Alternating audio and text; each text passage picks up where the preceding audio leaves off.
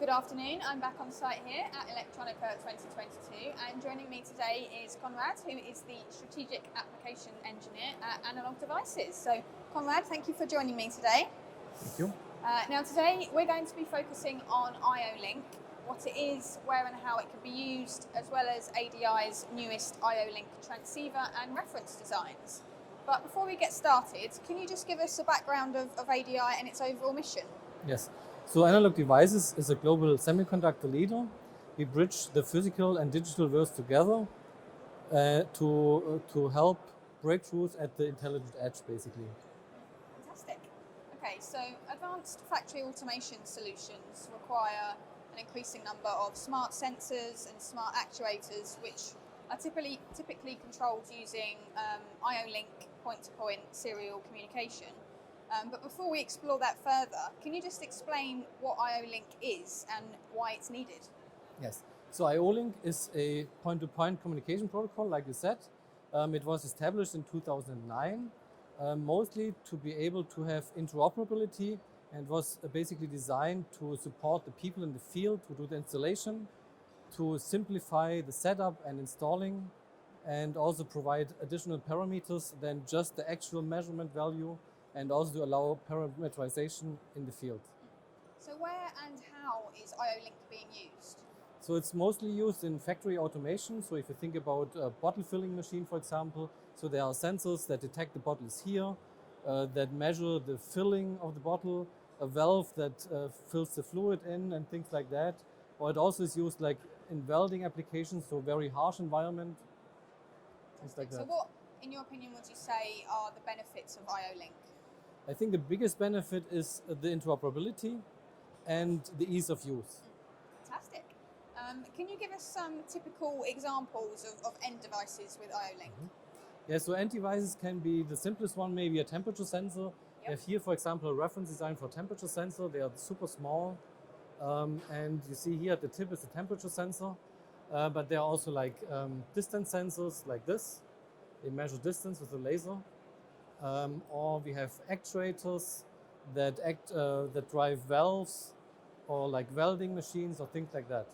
Okay, so let's talk about ADI's newest IO-Link transceiver, which is the MAX 22514. Can you tell us about this product and explain some of its features?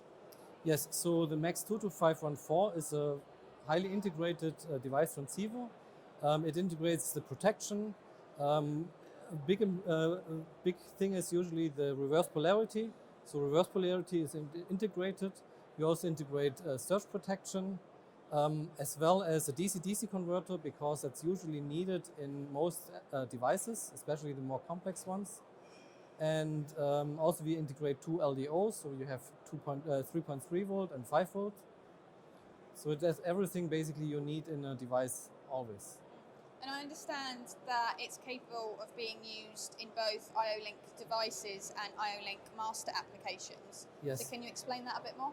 Yes, so we have seen a need that especially sometimes we see hubs in the field, and there are ports that may be used in dual way, so either as a digital I/O or as an IO-Link master to connect to the next hub. That's mainly one of the reasons. And also it's a simple way to have a single channel hub. If you have a small PLC or something like that, you can provide a single port or dual port easily with this device. And what about the evaluation kit? What does that consist of? Yeah, so the evaluation kit is a PCB which has everything to evaluate the chip. So it's fully assembled. We have a USB interface, and we provide a GUI with it that allows you all the configuration to read all the diagnostic information, to make adjustments. Yes, everything basically. And what sort of applications is the product targeting? So the key application is the little more complex IO-Link devices actually. And it's because it's fully integrated, it has everything needed, including the DC to DC converter, and it can be very, very small. Okay, so let's move on now to ADI's reference designs. So the MAX RefDes 278 hashtag is a complete IO-Link 8-channel solenoid actuator reference design based on the MAX 22514 IO-Link transceiver. So can you tell us about some of its features? So this is the reference design here. So we have here the I/O-Link connector. It acts as a complete, like a regular device from our customers. You can make adjustments. You can you can drive solenoids. We also use the Max 200 to drive our solenoids. So that has diagnostic information. So you can detect things like plunger movement. You can do current mode, voltage mode. You can adjust the currents and everything through I/O-Link basically. And what sort of applications does that best serve?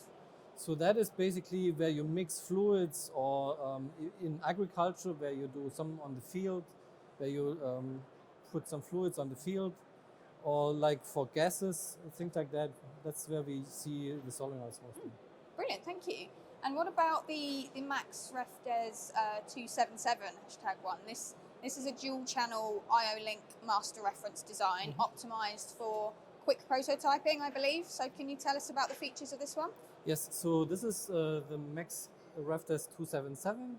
That's a dual channel I/O-Link master. We have two I/O-Link channels, and we designed that mostly because we saw our customers want to get easier and more deeply into I/O-Link more quickly.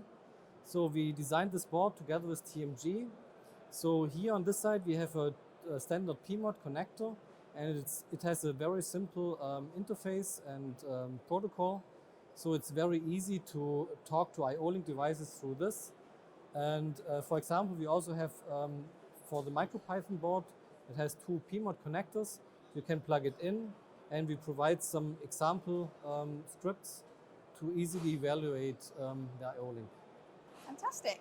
So what would you say, in your opinion, makes ADI the best, partner for I/O-Link solutions? Yes, so ADI is in the I/O-Link consortium since 2009, since it was established basically. So we have a very broad portfolio of I/O-Link master as well as device transceivers. So even for the simple ones, we have super tiny solutions, we have high power solutions, we have everything that is needed for I/O-Link basically.